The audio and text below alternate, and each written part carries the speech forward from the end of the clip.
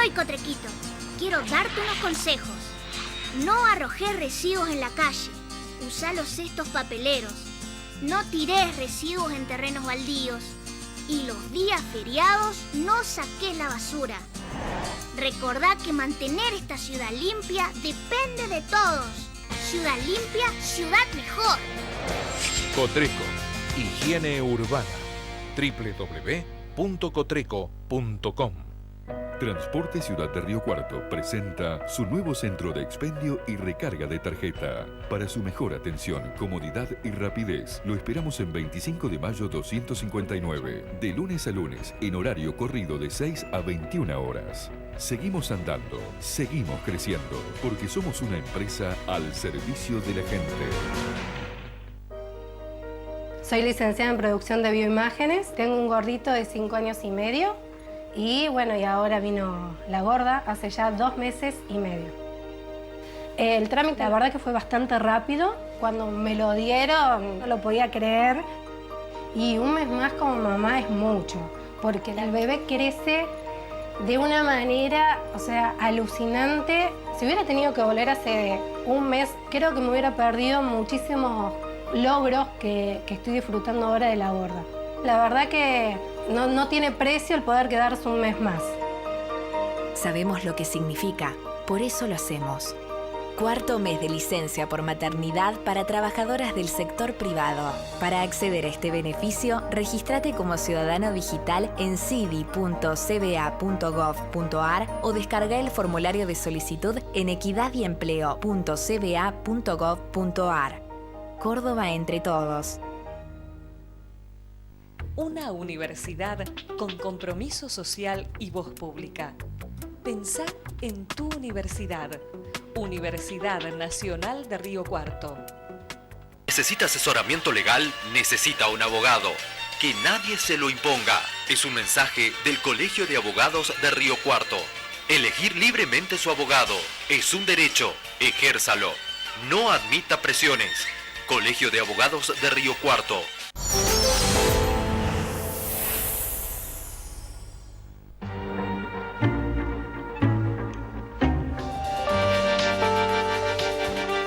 Seguimos en Entre Líneas, ya está con nosotros el docente universitario y economista Roberto Tafani. Roberto, gracias por venir al programa. No, gracias a ustedes por invitarme.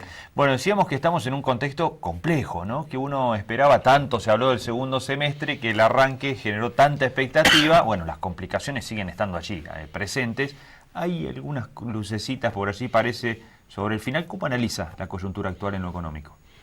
Estamos mal, pero yo lo que veo es que estamos recuperando. Estamos mal porque todavía los indicadores dan negativo. Cuando vos mirás la industria, por ejemplo, la industria sigue achicándose, sigue decreciendo. Pero ese decrecimiento, esa caída, no se ha convertido como ocurrió, por ejemplo, en la época de la alianza con Machinea, que se impuso un impuestazo, yo no sé si ustedes se acuerdan, sí. Y la recesión se convirtió después en una depresión. Acá ya rebotó y empezó a subir. O sea que, si bien la industria se está achicando, lo hace a tasas decrecientes. Es como que los matemáticos suelen explicar esto con la derivada primera y la derivada segunda. Dice, la tasa de cambio es negativa, que se va achicando. Este año se produjo menos que el año anterior. Pero la tasa de cambio, la derivada segunda, es que eso está ocurriendo a tasas cada vez menores. Como si dijéramos, bueno, nos achicamos el 4, el 7, y ahora nos achicamos el 3, y cuando lleguemos a 0 empezamos a crecer. Así que lo importante para mí es que se haya dado ese rebote, y ese rebote se ha dado en alimentos, se ha dado en procesamiento de petróleo, se ha dado en oleaginosa, se ha dado en cemento, pero repito, lo que se siente hoy es que todavía nos estamos achicando, nos achicamos menos rápido. Claro. Eso en cuanto a la industria. Ahora, por el otro lado, lo que yo veo como potente en la economía real es el campo. Eso ha dado mucho resultado en las políticas de bajar las retenciones. La verdad es que cuando se hace la crítica de que se le sacó impuesto a los ricos, no se trata de eso, se trata de decir cómo hacemos que en una sociedad capitalista vos tengas una reproducción ampliada. Se crearon las condiciones para eso y el campo reaccionó muy bien. Sí. ¿Cómo evalúa la pericia del gobierno en tomar algunas medidas centrales? Por ejemplo, el principal inconveniente que ha tenido ha sido lo energético, ¿no?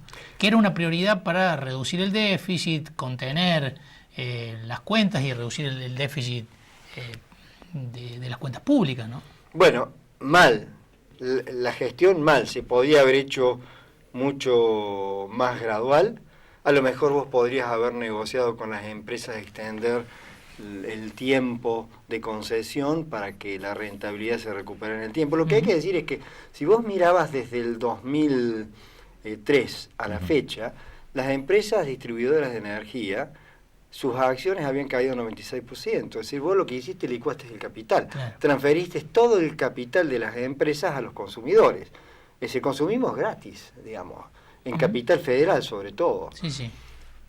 Y ahora tenés que empezar a recuperar ese capital y lo podríamos haber hecho de una forma gradual. Entonces me parece que la herencia fue horrorosa, pero no ibas a resolver un déficit fiscal de 5 puntos del producto. Tan importante, ¿no? Claro, tan rápido, de un solo tajo. Porque ahora se dice que al final del año este déficit fiscal al final no se va a reducir. No, se va a reducir, depende del blanqueo que se viene ahora. Por la vía del ingreso. Claro, hay que estar muy atento porque la primera fase del blanqueo, hasta el 30 de septiembre, es sin costo. Es decir, vos podés comprar un bono, eso no tiene ningún costo, rápidamente va a entrar plata, y se espera que el gobierno consiga financiamiento de esa manera, por lo menos hasta mediados del 2017. Y eso va a afectar también el consumo, va a ser otra fuerza reactivadora junto con el campo. Y la tercera pata va a venir por el lado de la obra pública, porque lo que hizo el gobierno en los primeros 4 meses se sentó sobre la caja. Claro. Y no largó un peso para esto. Y ahora tiene que... Por ahí profundizó el parate, ¿no? Claro. Por eso, digo, me parece que fue queriendo atacar el déficit fiscal, se metió... Todo junto. Todo junto. Y vos debías haberlo hecho en forma gradual, porque no ibas a lograr en un año cerrar todo. Los resultados están a la vista, así que es una lástima esa improlijidad. Fue lo mismo que con los ministros de la Corte. Claro. Vos fíjate que el apuro. 2 grandes torpezas del gobierno fueron esas. Ese apuro, si vos gradualmente lo podías hacer. Puesto en perspectiva, vos pensás que en la primera semana levantaste el cepo. En 2 o 3 meses, no sé cuánto fue, eliminaste todo el problema con los holdouts, con los buitres, que hoy parece una historia del pasado. Claro. La semana pasada se arreglaron con 90 tipos. Y así que desde esa perspectiva la cosa está hay problemas de gestión y de experiencia, y me parece que hay desgaste por eso, ¿no? Roberto, entre los últimos indicadores que se conocieron, salió ayer el del INDEC, con el tema de la inflación. Sí. Bastante más elevado me parece que lo que se esperaba para el mes de junio. Sí. ¿Esto es un problema grave que sigue teniendo el gobierno? Bueno, lo que muestra es que es más alto de lo que se esperaba. Yo me alegro porque esto le hace ganar credibilidad al INDEC. Así que es un gran paso adelante. Sí, da más que el Congreso, ¿no? Claro, por segunda vez consecutiva. Por segunda vez consecutiva. Y la otra cosa es que la tendencia es decreciente. O sea que vamos en la dirección deseada a una tasa de cambio inferior a la esperada. Es decir, los problemas... Ahora, lo que hay que pensar es que inclusive vivimos en ese mundo contradictorio. Si vos ahora congelás el tarifazo, ¿qué significa eso? Bueno, en criollo, inflación reprimida. Porque vos tenés las acciones hoy, por ejemplo, de las empresas distribuidoras de Buenos Aires, están 56% abajo. O sea, de valer 6%, hoy valen el 44% de lo que valían en el 2003. O sea, se ha recuperado casi la mitad del valor del capital. Pero todo lo otro no se recuperó. Así que toda esa falta de sinceramiento de precios es inflación reprimida y va a llevar más tiempo. Así que bueno, podés tener la torta y comértela. Ahora, ¿de dónde viene todo esto? A mí me parece que todo esto viene en gran medida de no haber comprendido el gobierno anterior, haber atacado la estructura de incentivos de cómo funciona una sociedad capitalista, porque la sociedad capitalista te permite acceder a los bienes de uso que nos dan confort, que nos ayudan a sobrevivir la vida, a través del poder de compra que vos tengas, o sea, a través del valor de cambio que vos consigas tener. Y acá lo que se hizo fue licuar el capital, entonces al final terminas con una restricción de oferta, no tenés oferta, y que en el límite, y el caso más duro para ver es Venezuela hoy, donde vos llegaste a ese problema con la alimentación. Así que en Argentina nosotros estamos muy lejos de eso, porque por suerte, como yo decía, el campo ha reaccionado y los márgenes, quiero destacar, por ejemplo, la ganadería. La ganadería ya se recuperaron 1 millón de cabezas de ganado, 1 millón. ¿Cómo haces vos el ciclo ganadero de que la vaca quede preñada, tenga el ternero, dura más tiempo? Bueno, porque las expectativas se anticiparon. Se entendió que se venía un sistema que iba a dejar funcionar el capital y entonces ya se ha hecho esa reproducción. Y hoy esa falta de oferta de carne que vos tenés tiene que ver con que no se están mandando los vientres a la faena. Se retiene. Claro. El promedio es más o menos 0,43 en la faena de hembras. Y estamos en 0,39, estamos abajo del promedio, o sea que nos estamos reproduciendo en el stock ganadero. Se estima que va a crecer 3,8, algo que no se vio para 2017, algo que no se ve desde hace 15 años. Eso puede ayudar a recuperar mercados internacionales. Claro, y estamos muy por debajo de eso, porque no podemos cumplir las cuotas que teníamos asignadas, las cuotas Hilton y eso, sí. Esto de que el campo sea uno de los motores, decíamos, la obra pública, si decide entregar fondos, digamos, y activarlo en el segundo semestre es otro. ¿El campo va a dar una reacción del interior hacia capital? ¿Va a empezar en zonas como esta, principalmente primero? Siempre es así. Así como las crisis se sienten primero en el interior, la recuperación también. Se va a sentir más rápido acá que en otros lados. De hecho, los otros días yo estaba hablando con una ex intendente de General Cabrera y me decía, ya se siente en Cabrera, por ejemplo, en el intercambio de automotores, el cambio de vehículos, eso ya se empiezan a sentir los primeros síntomas de la reactivación. Bueno, uno de los modelos más vendidos en este primer semestre fueron las camionetas, ¿no? Claro. Así que la situación es esa, y lo que hay que entender es que fueron muchos años. Vos tuviste una inflación reprimida del 700% y no la terminás de sacar porque cuando la empezás a alargar. Y la sociedad argentina también sabía que estas cosas ocurrían. Nosotros no podemos negar y hay que hacer, digamos, al César lo que es del César. Acá nosotros tuvimos un ex secretario de Energía, que fue Daniel Montamar, junto con otros secretarios de Energía del país, más allá de las diferencias, pero se juntaron y hicieron un informe hace unos años, y dijeron, la cosa es bravísima, estamos así, vamos a una crisis, y hay que tener en cuenta, decían ellos, que el periodo de madurez de la inversión en energía es largo.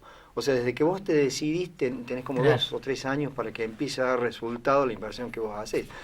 Y acá se desatendió totalmente eso, y seguimos viviendo como si tal cosa. O sea que, y de repente, cuando uno ve lo que pasó, cuando después cambió el gobierno, ya en la primera semana se exigían cambios al gobierno, que fuera solución. Entonces hubo pensamiento mágico antes de creer que vos podés atacar los estímulos de una sociedad capitalista, de licuarle el capital a las empresas y que la oferta de servicios va a continuar, de que teníamos mecanismos de asignación que no van por el lado del poder de compra, sino que tenías de todo para todos y todas, toda una mezcla de cosas que sinceramente no ayudaron para nada. Entonces, es difícil salir de ese esquema. ¿De cuál esquema? Del esquema que usted describía con respecto a los 12 años del kirchnerismo. Bueno, me parece que la sociedad está saliendo, recapacitando, porque las encuestas lo que demuestran es que hay un optimismo hacia adelante. La mayoría cree que hacia adelante económicamente vamos a estar mejor, y yo creo que está en absolutamente lo correcto. Yo creo que Argentina tiene por delante una muy buena reproducción ampliada, yo supongo arriba del 3% seguro en el 2017, porque de hecho ya se ve, como decíamos, en stock de ganado. Para dar una sola cifra que salió en estos días, en el 2015, si uno mide en kilocalorías lo que exportó Argentina, el complejo agroindustrial fue capaz de alimentar a 212 millones de personas, o sea, 1/3 de Latinoamérica y la mitad de la Unión Europea. Y lo que estamos ante una expectativa es de ampliar las superficies sembradas, y uno lo ve que aún en una situación adversa de caída de precios, las cantidades aumentan. Si a esto le sumamos el rebote incipiente de la industria, si a esto le sumamos la obra pública que se viene, entonces vamos a tener una posibilidad de reaccionar rápidamente. ¿Significa esto que el déficit fiscal va a desaparecer? No. Si no desaparece el déficit fiscal, vos vas a tener emisión todavía. Y vas a tener o más toma de deuda, ¿no? Claro. Eso es muy importante lo que vos decís. La toma de deuda, ya hay que decirlo con todas las letras, porque por ahí a mí en la calle me dicen, vos no decís esto. Bueno, la deuda aumentó desde este gobierno, desde que asumió, 36.000 millones de dólares. 16.000 millones fueron iniciales por el asunto de los holdouts. Sí. Ahora, lo que hay que poner en perspectiva es qué es lo que va a pasar en el próximo año. A mí me parece que el próximo año, si el blanqueo anda bien, el gobierno va a lograr tener un financiamiento casi a tasa cero durante un tiempo largo. El problema es que las provincias se han metido ahora en este festival de tomar.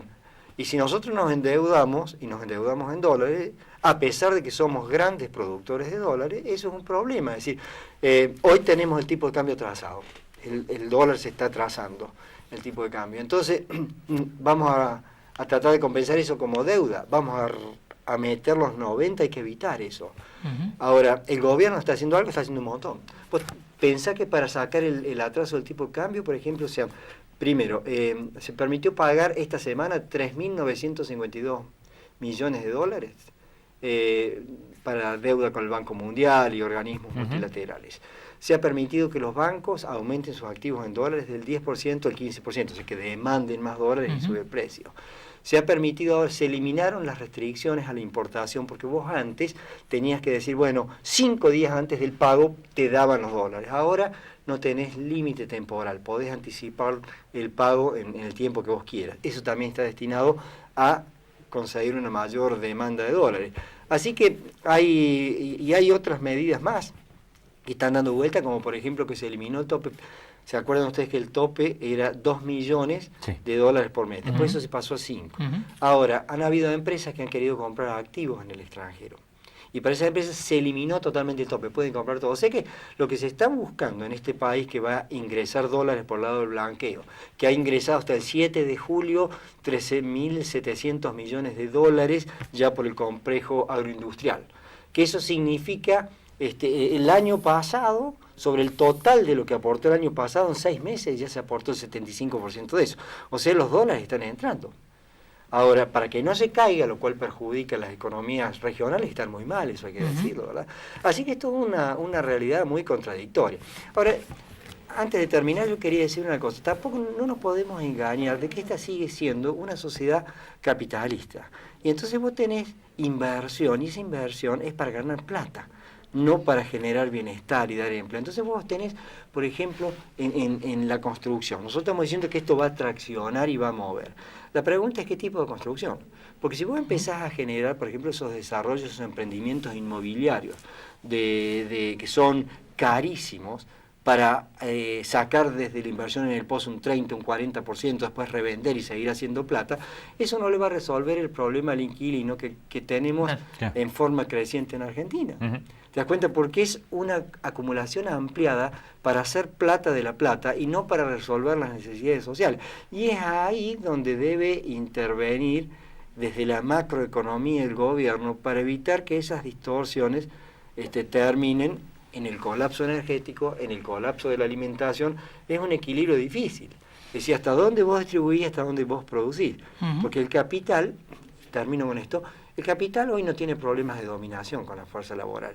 Metió a China, metió a India, metió a las mujeres, tiene fuerza de obra barata. Entonces, en cuanto empieza a sentir que hay problemas para su reproducción en la órbita de la producción, lo que hace es otro lado, hace una huelga de inversión como hizo acá de 4 años. Y eso es. Ahora, yo los invito a que miremos esta mesa. Usted, todo lo que hay acá son mercaderías. El vaso, la mesa, nuestra ropa, el micrófono. O sea, la manera en que nosotros hacemos las cosas es a través de una producción que se hace para hacer plata de la plata y no para resolver necesidades. Ahora, en la medida que las necesidades resueltas ayudan a la reproducción ampliada, vos ayudas a la gente. Por eso, no confundamos. Uno dice, vamos a crecer que viene, sí, significa esto que ustedes y yo vamos a ser felices. Eso va a depender de poder hacer valer nuestros derechos y políticamente tratar de conseguir una parte del crecimiento para que llegue al bolsillo de la gente, si no es difícil. Roberto, muchísimas gracias por haber venido. Gracias, muy amable. Nos vamos a hacer una pausa y enseguida hablamos con Miguel Beso, presidente del Consejo Económico y Social.